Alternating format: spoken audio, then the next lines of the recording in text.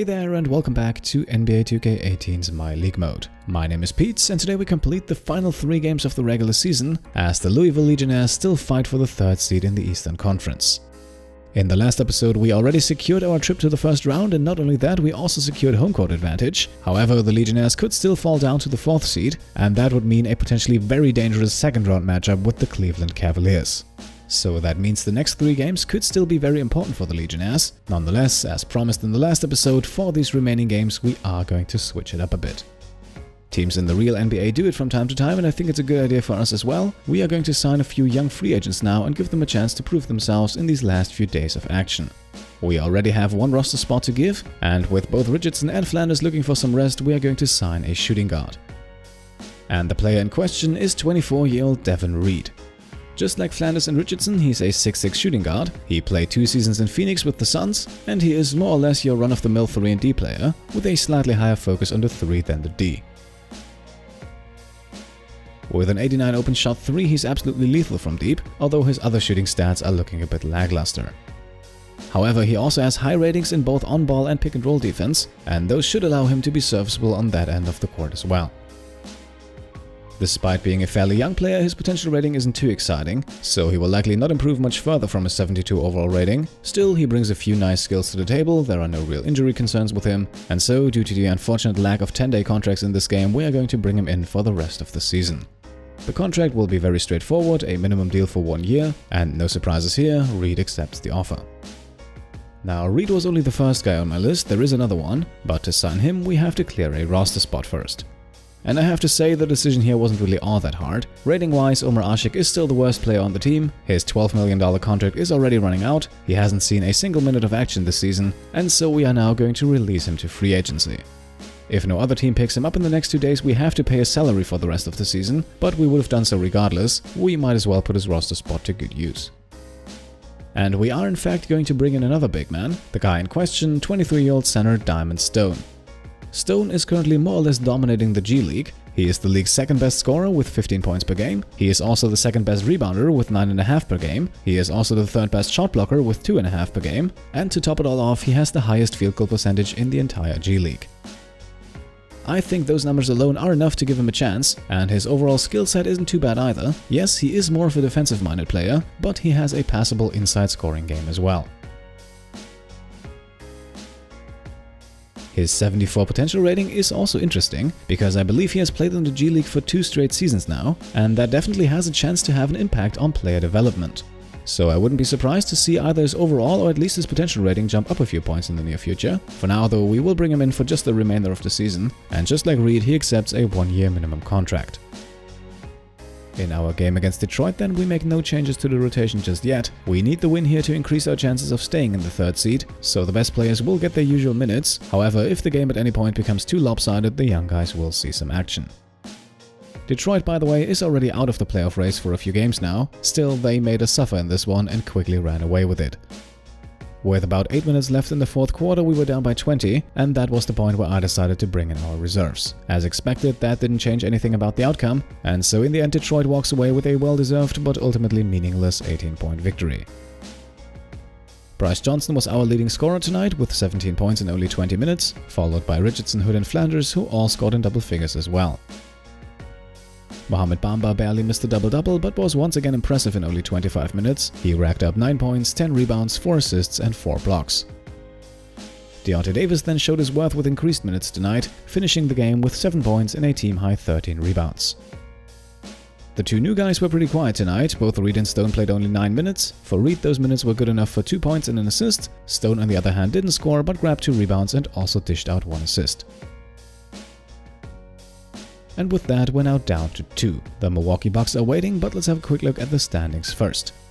Now, luckily the Chicago Bulls lost their game as well. However, with 2 games left to play, they could still take away the 3rd seed from us.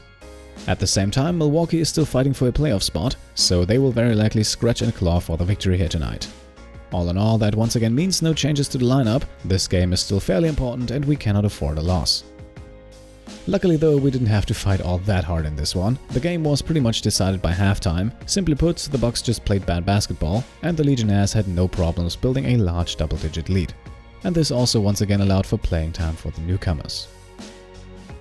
Our scoring leaders tonight were the two rookies, Andre Flanders with 27 points in 28 minutes and Mitch Dennis with 17 in 24.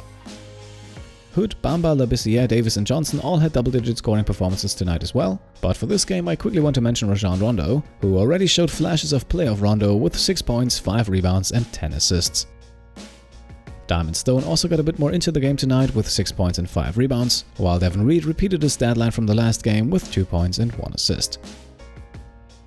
And looking at the standings after the game, the Legionnaires are now in the clear. There is no way Chicago can reach our 48 win total now, and that means the Legionnaires have locked down the 3rd seed in the Eastern Conference for good. Charlotte and New York have both also clinched playoff appearances this year, while Toronto and Milwaukee are still fighting for that last open spot.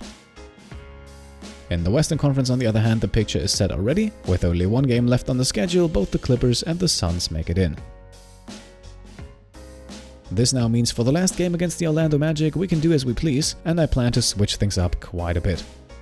However, before we can get into that, we are greeted with a mild surprise. Yes, you are seeing that correctly, Diamond Stone's overall rating has just jumped up to an impressive 86. Apparently that is what the G League can do for you in 2K, however I have to admit I find this ridiculously overpowered. Stone is now a top 10 center in the NBA after not appearing in a single game for 2 years, and I have to say his development here is borderline game-breaking.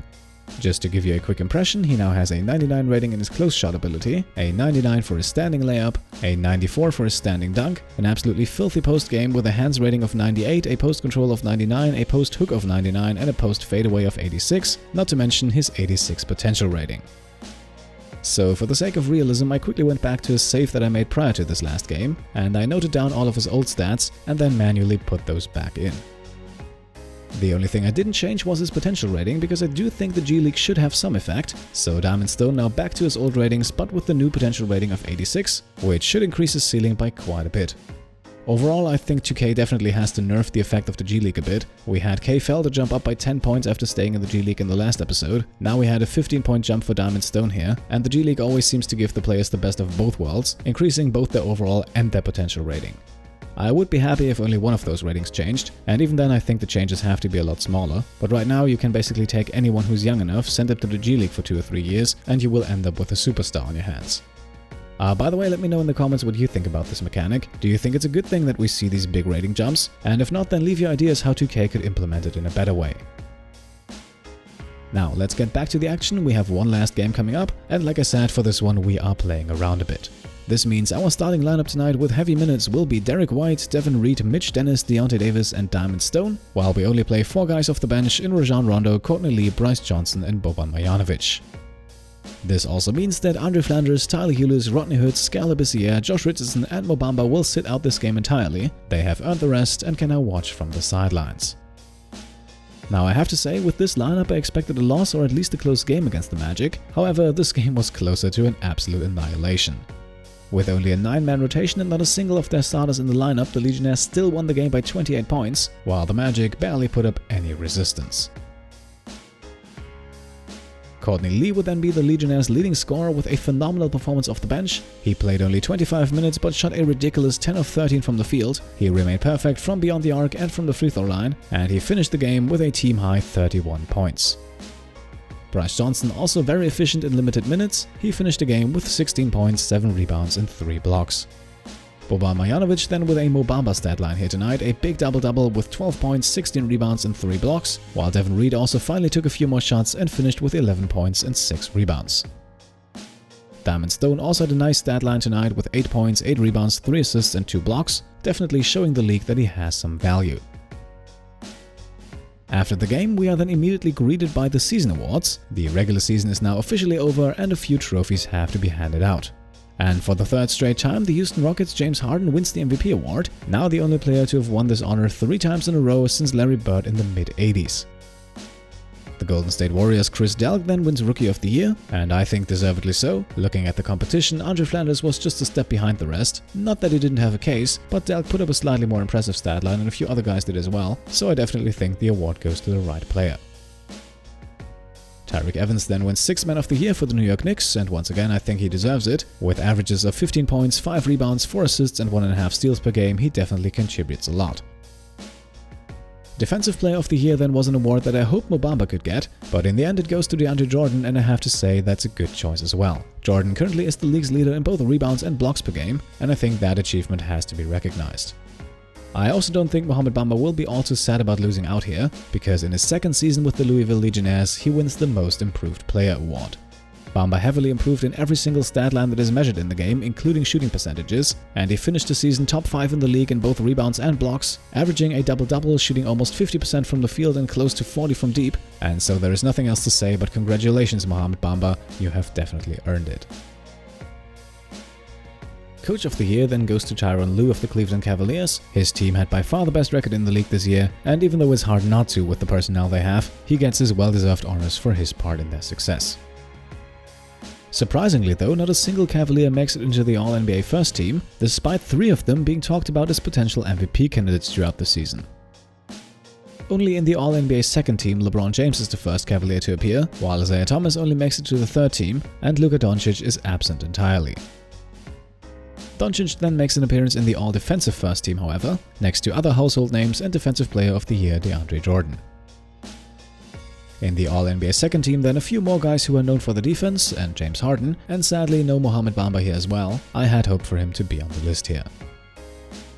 Andre Flanders then makes the All-Rookie first team, and I would have been pretty disappointed if he didn't. Yes, he may not have been the Rookie of the Year, but he still was one of the most impressive rookies this season. I am even happier to see Mitch Dennis in the All-Rookie second team. From not playing at all, then playing in the G League, and then only playing a few minutes per game, he has definitely earned his way into the rotation in Louisville, and I'm happy to see the league take note of his success. So here we are now with the regular season over and the playoffs set to begin.